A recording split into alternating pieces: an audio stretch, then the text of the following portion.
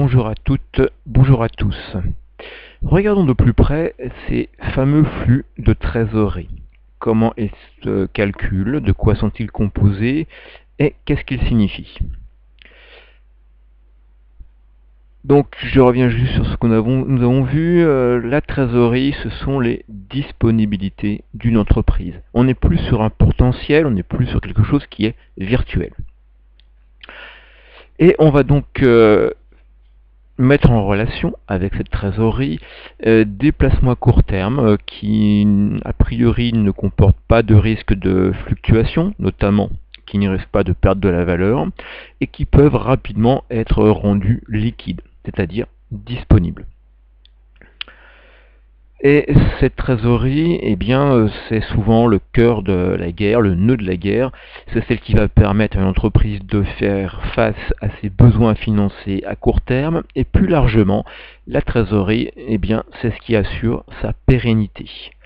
Et dans des contextes de marché financier devenus chaotiques, de crise à répétition, eh bien, analyser la trésorerie, pourquoi est-ce qu'elle augmente, pourquoi elle diminue, notamment au niveau de ses différentes composantes, eh bien, c'est très souvent déjà permettre d'anticiper les défaillances de nos entreprises.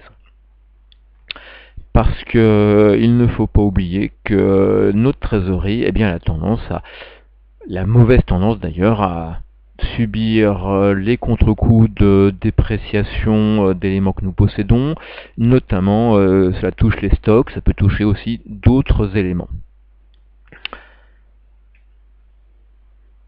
Alors, dans un premier temps, le flux de trésorerie qui est le plus utilisé, qui est le plus suivi, c'est celui qu'on appelle le flux net de trésorerie lié à l'activité, comprenant l'activité de l'entreprise, que l'on résume en abréviation, qui est le FNTLA, flux net de trésorerie lié à l'activité.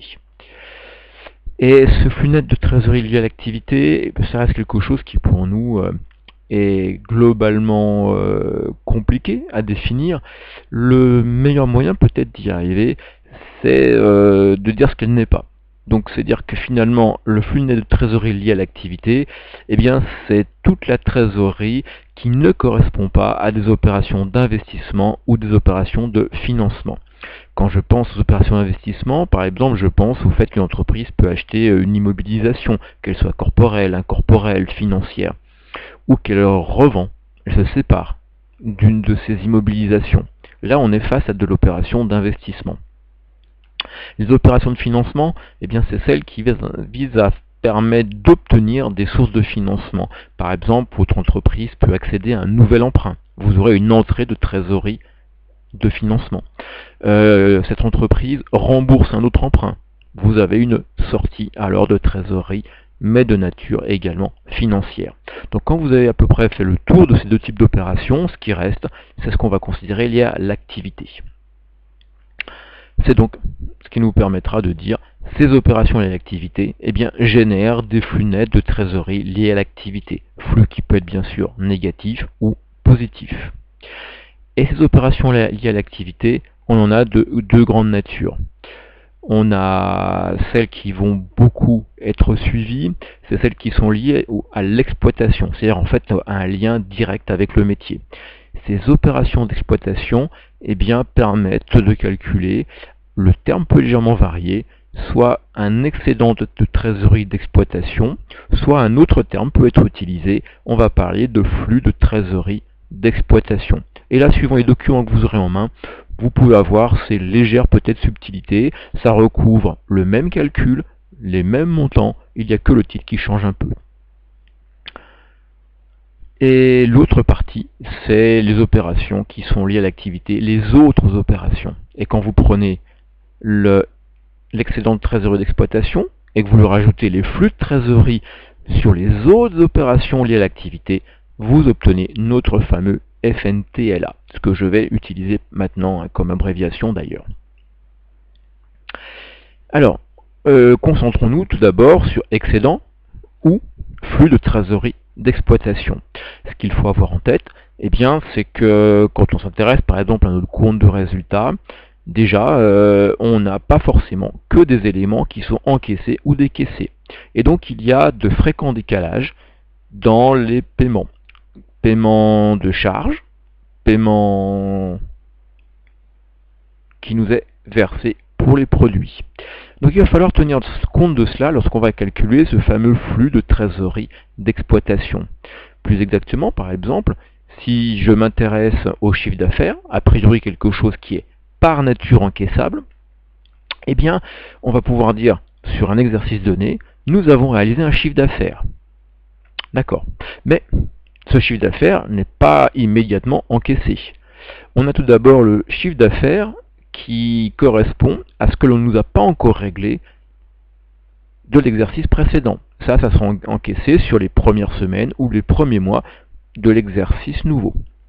Comme également, le chiffre d'affaires de cet exercice nouveau, une partie sera versée par les clients au début de l'exercice prochain, du N+1. Donc si je veux le chiffre d'affaires encaissé durant l'exercice N, je dirais, je prends le chiffre d'affaires de l'exercice N, auquel je vais rajouter les créances encaissées sur l'exercice précédent, et je vais retrancher les créances que nos clients n'ont pas encore réglées correspondant à cet exercice N. On aura la même approche pour tout ce que nous, on a pu par exemple nous acheter, par exemple une matière première. On pourra dire, eh bien voilà, je vais prendre le montant de l'achat de matière première de notre année N. Néanmoins, on a une partie de ces achats qui n'ont pas forcément été réglés durant l'année N. Donc ça veut dire qu'on va retrancher la dette d'exploitation correspondante. Dans le même esprit, nous avons eu des achats en N-1, tout n'a pas été réglé en N-1 à nos fournisseurs, et on a des dettes d'exploitation N-1 qui vont être payées début de l'exercice N. Ça correspondra à nos charges décaissées courant exercice N. J'insiste bien là-dessus, on est sur les montants encaissés ou décaissés durant l'année N, donc à cheval entre 3 exercices. Quand je vais avoir fait le tour des produits encaissés durant N et le tour des charges décaissées durant l'année N, ça me permettra de dire, au niveau de l'exploitation, j'ai dégagé un excédent ou un déficit de trésorerie d'exploitation. Tout dépendra du signe obtenu. Et tout ceci va arriver avec d'autres flux, ça vous l'avez compris, dans la trésorerie de notre entreprise. La grande question, c'est comment ça se calcule. Eh bien, regardons tout d'abord comment calculer notre excédent de trésorerie d'exploitation. Pour ceci, on va pouvoir dire notre excédent de trésorerie d'exploitation, c'est donc l'ensemble des produits d'exploitation encaissés auxquels on va retrancher le total des charges d'exploitation décaissées durant notre exercice N. Si je regarde un peu plus dans le détail, nos produits d'exploitation encaissés, je pourrais dire donc qu'il s'agit des ventes hors taxes encaissées durant la période, quelle que soit l'année auquel elles se rattachent, auquel je vais rajouter une autre valeur que l'entreprise conserve pour elle-même, mais qui a une dimension bien matérielle, notre production est mobilisée. Et puis à tout ceci, on va rajouter notre variation de dette d'exploitation avec le signe plus, en se disant, eh bien, nos variations de dette d'exploitation, il y a ce que l'on avait de l'année N-1 et il y a les dettes d'exploitation de notre année N. Ça sera la même chose pour les créances d'exploitation. Il y a celles qu'on hérite de l'année N-1, il y a celles qui sont apparues durant l'année N. Donc là, on est face à des stocks de créances, des stocks de dettes. Et puis on retranchera à tout ça nos différents types d'achats correspondant à l'exploitation. J'ai un seul intermédiaire de gestion qui m'intéresse. Donc là, je le prends à dessin, ça s'appelle l'excédent brut d'exploitation. Notre excédent brut d'exploitation, ça on se rappelle comment ça se calcule, on va prendre la production de l'exercice, c'est-à-dire les ventes, plus la production stockée, plus la production immobilisée, et on va retrancher tout ce qui provient de l'extérieur Les achats hors taxes, les autres charges d'exploitation correspondant à notre BE, et puis tenir compte des variations de stock sur ce qui a été acheté. En se disant que notre production stockée, lorsqu'on regarde la manière dont elle s'est constituée, je prends le stock final de l'exercice moins le stock initial, ça me dit quelle est la production que j'ai pu stocker, et quand je suis sur des stocks par exemple d'achat de marchandises, d'achat de matières premières, etc., eh bien je vais faire la simulation inverse, puisque dans le principe du compte de résultat, ce qui est acheté et qui n'est pas utilisé ne rentre pas dans la mesure de l'activité de l'année. Donc là, on est sur du stock initial moins stock final. Maintenant, eh bien, on va rapprocher excédent excédent de trésorerie et excédent brut d'exploitation. On en fait la différence, donc je vais faire EBE moins ETE. Quand je fais ceci, eh bien, vous allez voir que dans notre formule, beaucoup de choses disparaissent. On trouve commun à nos deux ratios la vente hors taxe, elle va disparaître. On trouve la production immobilisée, elle va disparaître. On trouve en commun les achats hors taxe, ils vont disparaître. On trouve également les autres charges d'exploitation, elles vont également disparaître. Donc, notre différence EBE moins ETE, il nous reste alors la production stockée, c'est-à-dire stock final moins stock initial. Il nous reste les variations de stock sur ce que l'on a acheté. Et là, pour le coup, on va légèrement modifier les choses parce que moins variation de stock final, stock initial moins stock final. Si je fais stock final moins stock initial, ça me change le signe de la variation. Donc si je prends la variation des stocks, stock final moins stock initial, cela me fait maintenant plus variation de stock. Et est resté alors de notre différence les variations de créances d'exploitation et les variations de dette d'exploitation. Là, je vous laisse rapprocher les deux ratios. Vous voyez, ça va très très vite faire de la place, comme je viens de le faire. Ayant dit ceci, eh bien, les choses vont très rapidement se simplifier, parce que quand j'ai un stock final, une production stockée sous les yeux, et quand j'ai une variation de stock, eh bien, je veux parler de variation de stock globale, puisque vous avez l'actif. Donc si je prends la variation de stock globale, que je rajoute la variation de créance d'exploitation et que j'enlève la variation de dette d'exploitation, oh, ça ressemble beaucoup à quelque chose qu'on a déjà vu, ça. Parce que si je prends stock de l'entreprise plus créance d'exploitation moins dette d'exploitation, ça s'appelle un besoin en fonds de roulement d'exploitation. Donc si ces éléments-là, je ne prends que la variation, ce qui me reste, c'est une variation de besoin en fonds de roulement d'exploitation. Et bien maintenant, j'ai la formule pour obtenir l'excédent de trésorerie d'exploitation sans avoir besoin de reprendre tous les éléments les uns après les autres dans le compte de résultat. J'ai très certainement déjà fait une analyse de mes comptes de résultats, donc je vais pouvoir dire que l'excédent de trésorerie d'exploitation, le TE ou FTE, va être égal à l'excédent brut d'exploitation moins la variation du besoin en fonds de roulement d'exploitation.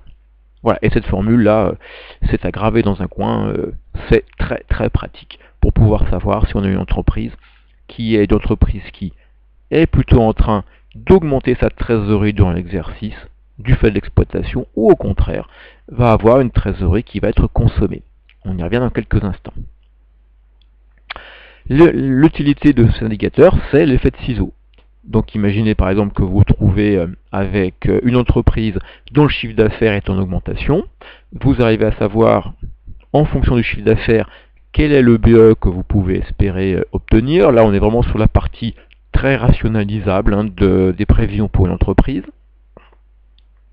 Vous regardez également comment peut varier le besoin en fonds de roulement d'exploitation en variation. Là aussi, quelque chose qui se fait plutôt assez bien, parce qu'une entreprise, on voit très bien quelle est sa politique de stock, de créance et de dette fournisseur. Donc ça permet aussi de faire une prévision qui tient plutôt assez bien la route. Et à partir du moment où vous avez le BE et la variation du BFR, toutes les deux fonctions de chiffre d'affaires, vous pouvez refaire une petite tracer une petite droite pour chacun d'entre eux et voir quelque chose d'assez intéressant. C'est que vous voyez là typiquement j'ai une variation du BFRE qui a une pente plus importante que le BE, donc de manière incontournable, de manière invariable, les deux se croisent et on va parler alors d'effet de ciseaux. Vous voyez tout à fait la forme évocatrice, et je mets une petite photo pour que cela soit encore plus évocateur. J'ai bien un ciseau qui est en train d'apparaître avec un point d'intersection qui est l'axe du ciseau, qu'on va baptiser en fait la limite de la croissance, parce que quand on est sur la partie à gauche de notre point d'intersection, eh bien notre activité, notre exploitation permet encore de dégager de la trésorerie. De moins en moins bien sûr quand le chiffre d'affaires augmente, mais on continue à dégager de la trésorerie. Une fois qu'on a passé ce point d'intersection entre nos deux droites, la situation s'inverse. L'augmentation du chiffre d'affaires fait que l'on a une variation du BFR supérieure à l'EBE que l'on dégage. On se met alors à consommer de la trésorerie. Notre entreprise a une croissance extrêmement rapide. Là, il faut lui amener du carburant. Autrement, la voiture va peu à peu devoir soit ralentir sa vitesse pour continuer à rouler, soit va tomber en panne d'essence. Donc là, on touche un point important qui est une idée de la croissance d'une entreprise. Ça va toucher ses limites. Et que si on veut continuer, certainement, il faudra aller chercher des fonds, des capitaux disponibles à l'extérieur. Simplement augmenter le capital, emprunter auprès d'une banque, etc. Deuxième indicateur, le FNTLA, le flux net de trésorerie lié à l'activité. Et essayons de voir comment on peut peut-être l'obtenir d'une manière pas trop compliquée. Donc, à la différence des capacités d'autofinancement, qui tient compte des stocks, la trésorerie, elle ne tient pas compte des stocks. Logique. Un stock, c'est quelque chose qui n'est pas immédiatement liquide, et il y a en plus des risques de perte de valeur de nos stocks. Donc la CAF n'a pas dans ses calculs tenu compte de ceci. La trésorerie n'a pas tenu compte de ceci. Donc vous serez d'accord avec moi, après ce qu'on a vu dans les premiers éléments, les premières minutes de cette vidéo, c'est que les produits encaissés, comprenez d'exploitation, est égal au produit encaissable moins la variation des créances d'exploitation. Que les charges décaissées sont égales aux charges décaissables moins la variation des dettes. Et donc, très rapidement, on peut en déduire que notre FNTLA, lorsque vous rapprochez tout cela, ça a un petit goût de CAF. Et c'est vrai que vous avez commencé à vous préparer à cela. Parce qu'en effet, si je prends produit encaissable moins charge décaissable, ça c'est de la CAF. Une CAF un peu particulière qui est une CAF uniquement basée sur l'exploitation. On oublie tout ce qui peut être autofinancement qui apparaîtrait sur des opérations financières, etc. Et donc c'est ma CAF, moins la variation de stock, moins la variation de créance, plus les dettes d'exploitation. Donc je dirais alors que mon FNTLA, qui a un périmètre plus large que l'excédent de trésorerie d'exploitation, va être égal à la capacité d'autofinancement de l'entreprise. On verra un peu plus tard qu'on la bricole un tout petit peu, donc, cette CAF, moins le BFR lié à l'activité, c'est-à-dire la variation du BFR d'exploitation, auquel on a rajouté la variation du BFR qui est liée aux autres activités de l'entreprise, c'est-à-dire les activités hors exploitation. Schématiquement, voilà, vous retrouvez ceci. L'intérêt de cette approche, elles sont relativement multiples. Rien que déjà, quand je vous mets le petit graphique de l'effet de ciseaux, vous voyez exactement ce qui est en train de se passer. On va trop vite, on est en train de consommer notre trésorerie. Donc ce qui veut dire que bientôt, nous risquons de ne plus en avoir. Ou alors il va falloir prévoir de solliciter nos associés. Mais c'est-à-dire que ça se prépare tôt, parce qu'une augmentation de capital, on ne fait pas ça vite fait bien fait en fin de semaine. Ça demande des semaines de préparation, il faut une assemblée générale extraordinaire, etc. Et un vote. Donc des démarches qui vont prendre plusieurs mois. Emprunter auprès d'une banque, ça veut dire quand même qu'il va falloir préparer le dossier, il va falloir mettre en place de quoi convaincre. Ça ne va pas se faire non plus immédiatement. Donc besoin d'avoir une certaine vision sur la manière dont les choses vont se passer au niveau de notre trésorerie. L'autre élément important, vous retrouvez quelque chose qu'on a pu déjà évoquer, mais vous n'étiez pas forcément convaincu. On a parlé de la capacité d'autofinancement, c'est bien, c'est des choses qui vont apparaître à un moment ou un autre, mais il faut bien se rappeler que notre capacité d'autofinancement reste quelque chose qui n'est pas immédiatement disponible.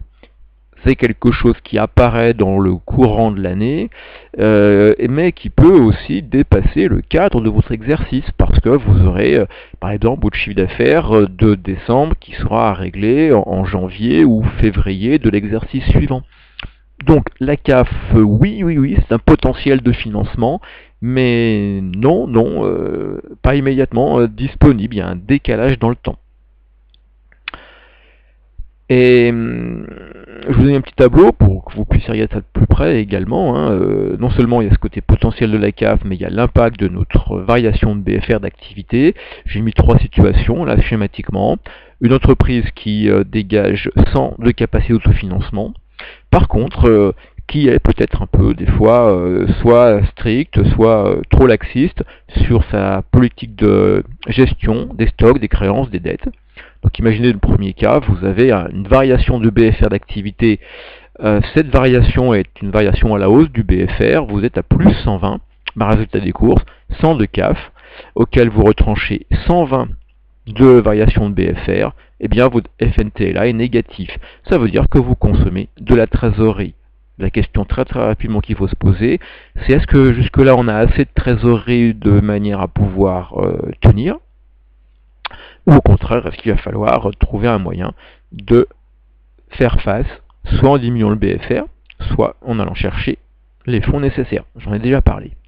Deuxième cas idéal, la CAF et le FNTLA sont de même montant. Vous avez votre trésorerie en fait qui est un SAS mais qui joue à un montant identique.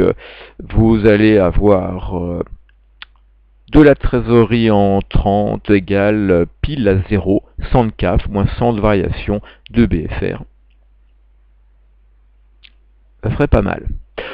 Deuxième cas, votre BFR est complètement maîtrisé, vous êtes à 0. CAF 100, variation de BFR 0, vous avez un flux de trésorerie lié à l'activité qui est de 100. Vous dégagez maintenant une trésorerie qui est pile égale à votre capacité de financement. Donc ça c'est bien, c'est le cas idéal. Votre CAF se transforme mathématiquement, mécaniquement, en montant identique de trésorerie. C'est un peu côté exceptionnel qui se passe ici. Et puis troisième cas, alors là c'est le cas qui est fantastique, votre CAF est toujours de 100. Par contre, vous maîtrisez de plus en plus votre BFR, donc vous êtes capable de gérer vos stocks au plus juste, vos clients, vous allez à les faire payer encore plus rapidement que d'habitude, et puis votre poids sur le marché, votre capacité de négociation, vos relations avec les fournisseurs font que vous avez de plus en plus la possibilité de payer plus tard vos fournisseurs. Donc vous avez un BFR d'activité qui est négatif, le BFR d'une année sur l'autre a diminué. Vous êtes par exemple ici à moins 50. Ce qui veut dire que là, votre entreprise, eh bien, c'est extraordinaire, dégage une trésorerie qui est supérieure à la CAF, votre trésorerie augmente. Pour ceux à qui ça renvoie à certaines choses, c'est notamment le char et charrel, à vous rappeler la grande distribution, cette machine à cash. Les clients payent très rapidement, les fournisseurs sont payés plutôt tardivement. Et les stocks sont plutôt chez les fournisseurs. Donc ici, vous avez de la machine à cash qui fonctionne en direct.